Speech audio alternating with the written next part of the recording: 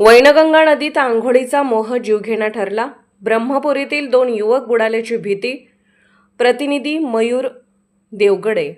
मित्रांसोबत नदीकाठी पार्टी करण्यासाठी गेलेल्या 2 युवकांचा वैनगंगा नदीच्या पात्रात बुडून मृत्यू झाल्याची भीती व्यक्त केली जात आहे.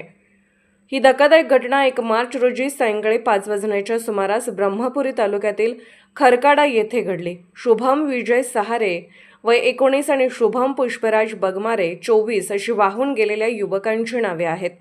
गावकऱ्यांकडून मिळालेल्या माहितीनुसार खरकाडा गावातील 7 ते 8 मित्र रविवारी सुट्टीचा आनंद घेण्यासाठी वैनगंगा नदीच्या काठावर गेले होते. जेवणाचा बेत नदीच्या पलीकडे असलेल्या कोंडाळा बाजूला आखण्यात आला. सर्वांचे जेवण आटोपल्यानंतर सायंकाळच्या सुमारास परतत असताना पिंपळगाव खरकाडा हद्दीतील नदीपात्रात काही मित्रांनी आंघोळीचा मोह आवरता आला नाही. शुभम सहारे, शुभम बगमारे यांच्यासह राज सहारे आणि गौरव वागधरे हे चौघेही आंघोळीसाठी नदीत उतरले.